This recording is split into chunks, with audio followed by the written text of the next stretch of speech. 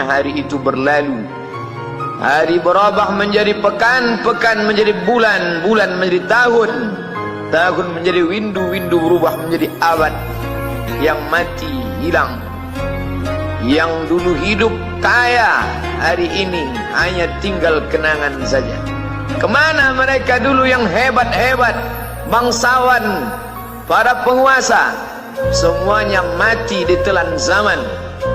Yang tinggal hanya apakah dia orang paling baik, dicatat dengan tinta emas, atau dia orang paling jahat, dihujat, dicaci dan dimaki. Harimau mati meninggalkan belang, gajah mati meninggalkan gading, manusia mati meninggalkan nama, nama yang baik atau nama yang buruk. Wa tilkal ayyamu nudawiluha bainan nas. Demikianlah hari demi hari kami pergantikan di antara manusia. Untuk apa hari ini dirubah Allah Ta'ala? Mengapa hari ini datang silih berganti dan kita ada di dalam zaman itu? Liya'lamallahu alladhina amanu. Allah ingin menguji siapa yang imannya tetap istiqamah, siapa yang masih tetap beriman sampai hari ini. Khatib mengucapkan alhamdulillah, nikmat yang paling besar adalah nikmat istiqamah dalam iman dan Islam. Berapa banyak ketika hari berubah, yang dulunya dia adalah orang baik-baik, hari ini berubah menjadi tidak baik. Yusbihu mu'minan, pada waktu pagi dia beriman, wa yumsi kafiran, petang hari dia berubah menjadi kafir. Maka kita selalu meminta, ya muqallibal qulub, wahai engkau yang membolak-balikkan hati, sabit qulubana, kokohkan hati kami, ala dinik, dalam agamamu, wa ala ta'atik, dalam ketaatan kepadamu. Berapa banyak yang dulu susah melarat, miskin, untuk sesuap nasi pun sulit, tapi begitu dilapangkan Allah rezekinya, tidak menjadi hamba yang bersyukur. Dia lalai, dia sangka itu karena jerih payahnya, dia kufur nikmat Allah Subhanahu wa ta'ala. Tapi siang hari ini, alhamdulillah, ada hamba yang disehatkan Allah, dia tetap bersyukur. Ada hamba yang ditingkatkan Allah rezekinya, dia tetap bersyukur. Ada hamba yang dinaikkan Allah kuasanya, dia tetap bersyukur. La in syakartum, kalau kamu syukuri nikmat itu, la azidannakum, pasti akan kutambah. Wala in kafartum, tapi ingat, kalau kamu kufur, kamu ingkar, inna azabi lasyadid, azabku amat sangat hebat, amat sangat dahsyat, amat sangat mengerikan. Berapa banyak orang di masa lalu mati dalam azab Allah Subhanahu wa ta'ala. Tapi itulah manusia, diambil dari kata nasya, lupa. Dia tidak pernah ingat apa yang pernah ditimpakan Allah kepada kaum-kaum sebelumnya. Wa ila samud akhahum salihah, kepada kaum Samud diutus Nabi Saleh. Mana mereka sekarang? Punah, musnah, tidak ada lagi di atas muka bumi Allah. Wa ila Madyana akhahum Syu'aiba, kepada kaum Madian diutus Nabi Syu'aib. Mana mereka sekarang? Punah, musnah, tidak ada jejaknya di atas muka bumi. Wa ila Adin akhahum Huda, kepada kaum Ad diutus Nabi Hud. Tidak satu pun ada di atas muka bumi. Tapi orang tetap juga angkuh dan sombong. Memang itulah manusia yang berada di atas muka bumi Allah Subhanahu wa ta'ala. Maka orang-orang yang baik tidak pernah berhenti mengajak kepada kebaikan. Umat ini dikatakan baik bukan karena banyak ibadahnya. Umat ini dikatakan baik bukan karena dia pergi bolak-balik ke kota Makkah Al-Mukarramah untuk haji dan umrah. Allah puji umat ini, kuntum khaira ummah, kalian umat terbaik. Kapan? Bila umat ini disebut umat terbaik? Ta'muruna bil ma'ruf, ketika engkau sanggup mengingatkan saudaramu dalam kebaikan. Pagi ingatkan tentang siang, siang ingatkan tentang petang, petang ingatkan tentang malam, malam ingatkan bahwa esok pagi kita tetap berbuat baik. Wa tanhauna 'anil munkar, larang mereka dari perbuatan mungkar. Maka hari-hari yang sudah kita lewati di masa yang lalu, sanggupkah akan pulang kembali?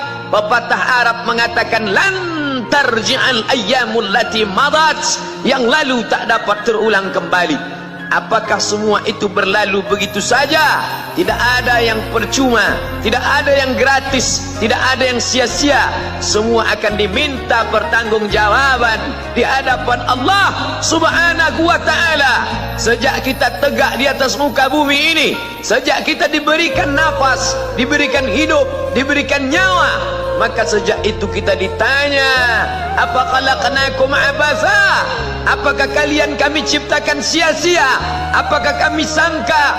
Apakah kamu semua menduga bahwa kami menciptakan kamu lalu kamu tidak akan kembali menghadap kami? Semua akan diminta pertanggungjawaban di hadapan Allah Subhanahu wa ta'ala. Tidak ada kata yang dapat terucap dari lidah orang beriman selain ucapan Astaghfirullahaladzim. Ampunkan segala dosaku di masa yang lalu. Aku lalai dan lupa ya Allah. Kami termasuk orang-orang yang menghilangkan usia kami ya Allah. Kami tak tahu ke mana umur kami selama ini. Berapa jam untuk perbuatan dosa, berapa untuk perbuatan maksiat. Padahal ketika tiba masanya, kami semua akan menghadapmu, dan pada saat itu semua akan dihitung menit demi detik. Detik semuanya tak ada yang dapat dari luput panggilan Allah Subhanahu wa ta'ala.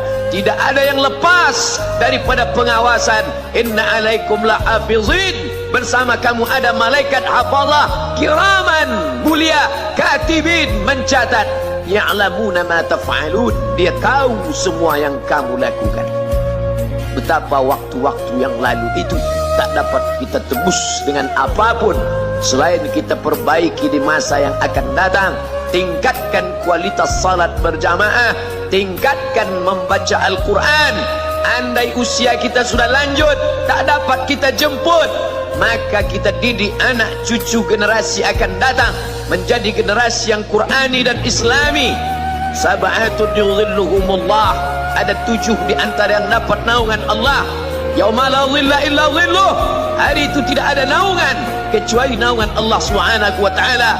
Di antara yang mendapat naungan itu adalah syabun, anak muda, nasya'at fi ibadatillah, anak muda yang tumbuh beribadah kepada Allah Subhanahu wa ta'ala.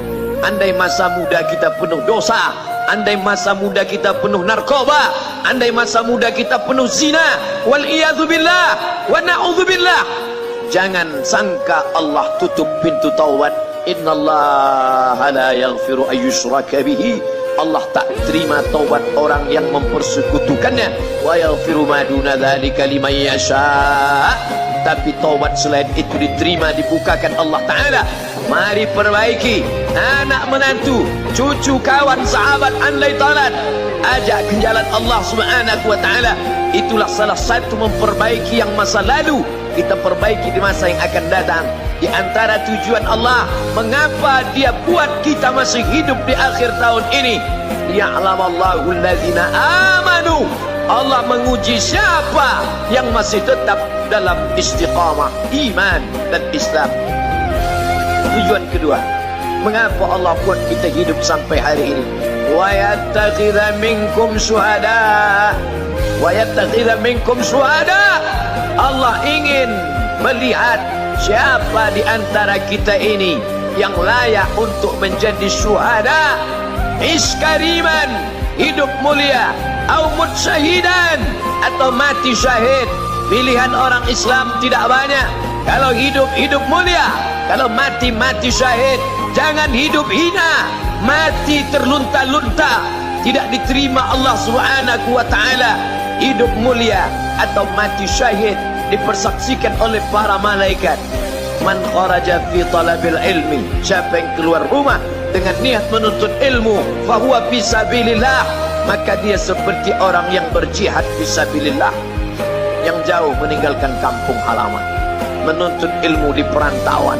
Jangan kau sangka kau anak yang terbuang, engkau adalah seorang syahid. Andai mati dalam perjalanan, maka matimu adalah seorang yang mati syahid. Mencari rezeki yang halal, meninggalkan anak dan istri demi untuk memberikan nafkah, menjaga diri dari riba, menjaga diri dari Arab, menjaga diri dari syubhat. Ditinggalkan anak yang masih kecil, istri yang memerlukan kasih sayang. Kutinggalkan kalian bukan karena hawa nafsu, tapi ingin mencari yang halal. Tetesan air mata, penuh keringat dan kerinduan, munajat di tengah malam, dibayar Allah Ta'ala dengan tetesan darah seorang syahid. Man mata duna malihi, siapa yang mati membela kehormatan hartanya, fahuwa syahid, maka dia mati syahid. Betapa seorang yang susah melarat hanya untuk menjaga diri dari yang haram dan syubhat, Allah muliakan dia. Inna akramakum indallah, yang paling mulia di antara kamu di sisi Allah, atqakum, yang paling takut kepada Allah. Ramai kita di rumah Allah ini, yang paling kaya kah yang paling mulia? Tidak. Yang paling ganteng dan paling hebat kuasanya kah yang paling mulia? Bukan. Yang paling berilmu, buya, kiai, ulama, apakah dia yang paling mulia? Tidak ada jaminan.